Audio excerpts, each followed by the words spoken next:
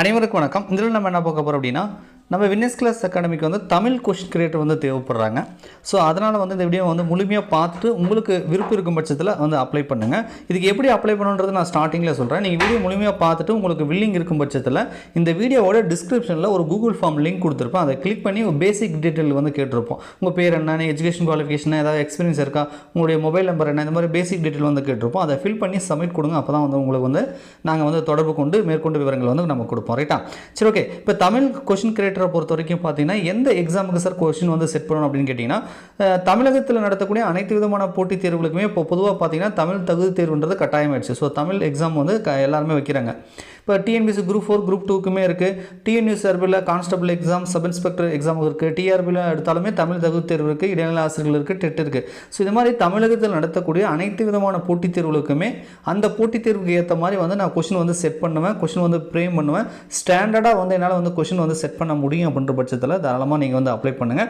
இதற்கான கல்வி தகுதி பார்த்தீங்க அப்படின்னா எம்ஏ தமிழ் முடிச்சிருந்தா இஸ் பெட்டராக இருக்கும். ஒரு மாஸ்டர் டிகிரி, அது குறிப்பாக தொலைதூர கல்வியில் இல்லாமல் ரெகுலராக நான் போயிட்டு வந்து பிஏ எம்ஏ தமிழ் வந்து முடிச்சிருக்கேன். அதுக்கு மேலே நீங்கள் பிஎட் பண்ணியிருக்கலாம், டெட்டு பாஸ் பண்ணியிருக்கலாம், எதை வேணாலும் பண்ணியிருக்கலாம். குறைந்தபட்சம் ஒரு பிஏ தமிழ் எம்ஏ தமிழ் ரெகுலரில் முடிச்சவங்க இதுக்கு வந்து நீங்கள் அப்ளை பண்ணுங்கள்.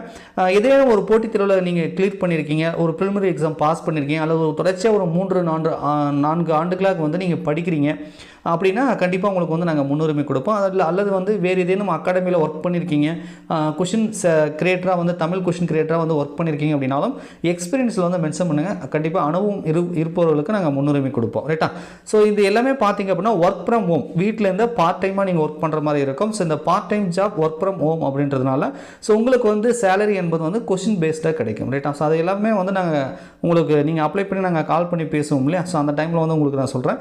இப்போதைக்கு உங்களுக்கு வில்லிங் இருக்குது, நான் எடுப்பேன் சார், நான் டிஆர்பி இடைநிலை ஆசிரியருக்கு எடுக்க சொன்னாலும் எடுப்பேன், டெட்டுக்கு எடுக்க சொன்னாலும் எடுப்பேன், police exam, TNPSC group 4 group 2 எந்த எக்ஸாமாக இருந்தாலும் பள்ளி புத்தகத்தை வச்சு நான் வந்து கொஸ்டின் வந்து ஸ்டாண்டர்டாக வந்து நான் எடுப்பேன் சார், நான் செட் பண்ணி கொடுப்பேன் அப்படின்னா கண்டிப்பாக நீங்கள் வந்து அப்ளை பண்ணலாம். இது முற்றிலும் வந்து ஒர்க் ஃப்ரம் ஹோம் தான். ஸோ வீட்டிலேருந்தே நீங்கள் தாராளமாக வந்து செட் பண்ணி எங்களுக்கு வந்து டெலகிராமில் வந்து பிடிஎஃப் அனுப்புகிற மாதிரி இருக்கும். ஸோ வில்லிங் இருந்தால் உடனடியாக அப்ளை பண்ணுங்கள். எங்களுக்கு உடனடியாக வந்து தமிழ் கொஸ்டின் கிரியேட்டர் வந்து தேவைப்படுது. மேற்கொண்டு உங்களுக்கு ஏதாவது டவுட் இருக்கும் பட்சத்தில் 8012781561 இந்த நம்பருக்கு வந்து கால் பண்ணியோ அல்லது மெசேஜ் பண்ணியோ கேட்டு வந்து தெரிஞ்சுட்டு வந்து அப்ளை பண்ணுங்கள். நன்றி, வணக்கம்.